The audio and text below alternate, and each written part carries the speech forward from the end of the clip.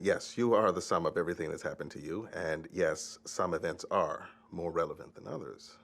But the only way we can figure out which ones are is to talk. So tell me, what's on your mind? What do you want?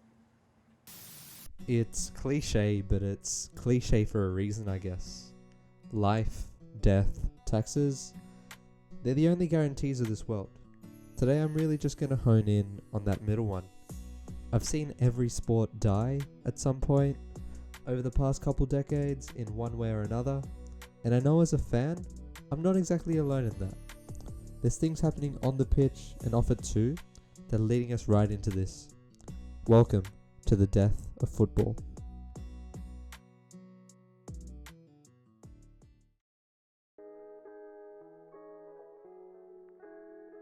The joy of sport can't really be put into words. It is by all means just a feeling.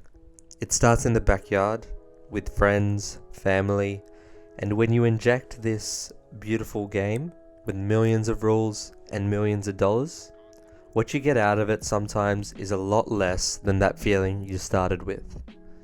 That's what comes to mind, I guess, that difference between the playgrounds and the stadiums. And for us, the referee's role in this modern game is one of the most critical to exist. So much so that in 2019, we saw the biggest change in officiating in the Premier League.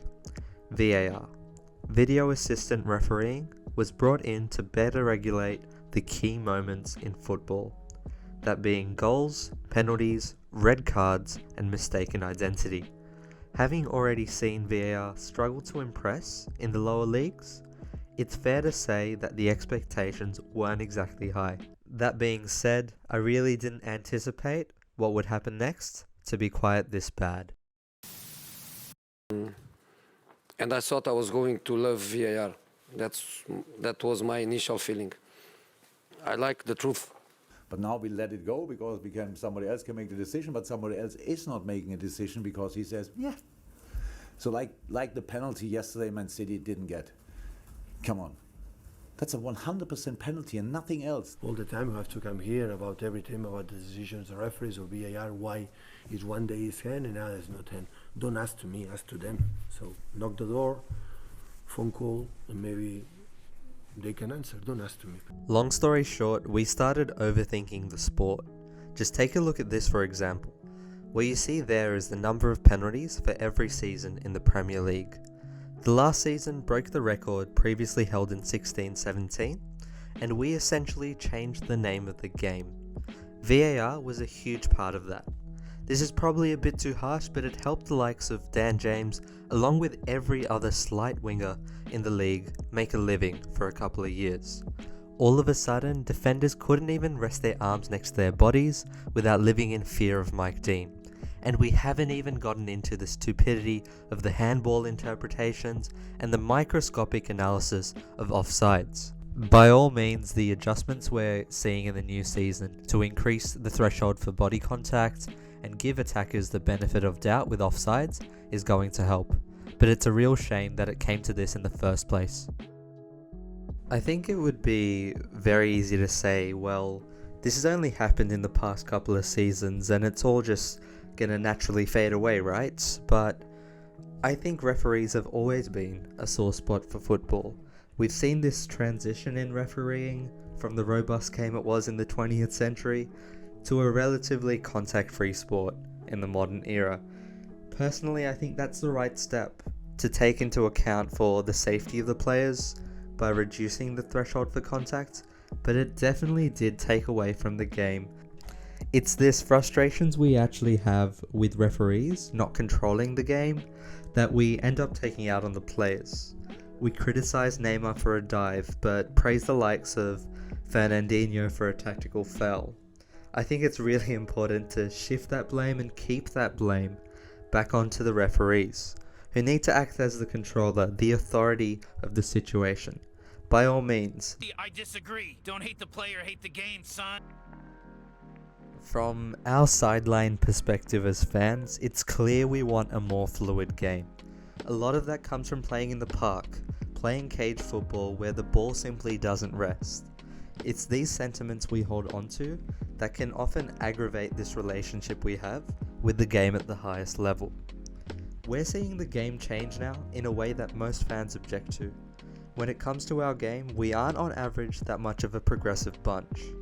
So when changes get suggested, like a ball in play clock or a change to the card system, it's easy to see why these ideas are so immediately rejected.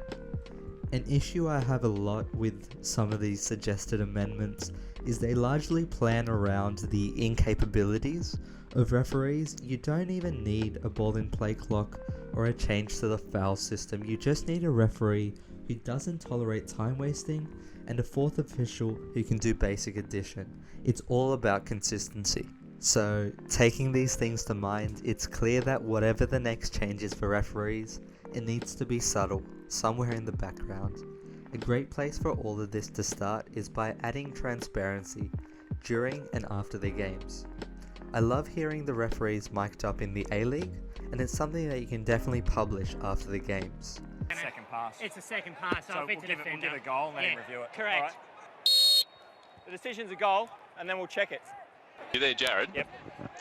The ball comes across and it comes off the head of the defender. Right. So we're going to say that I believe he's played at the ball. Yep. And it's all clear. Do you want me to come and have a look to sell it? I think I better, because the players are expecting. On top of that, we can definitely lean into how the NBA uses their late game reports to dive in on the last 2 minutes of play. Of course, we would need to amend it to the major situations in our game, potentially those mentioned in line with VAR. These sort of changes bring about more access for the fans, narrowing that pretentious gap between us and the game we love. So that's pretty much the first video all wrapped up, and it was a great way to get all of this started. Big thanks to everyone who helped me make this video because it was definitely a lot of work. Next week I want to put out part 2 of this series, just focusing on the issues outside of the pitch, so stay tuned for that. After these couple of weeks, I'm looking to have conversations with people, just really diving in on all of these issues I'm talking about. There's a lot of great people in our circle, and unfortunately not all of them agree with me, so it's a great way to platform the conversation. Get in touch if you want to be involved, of course, and as always, subscribe.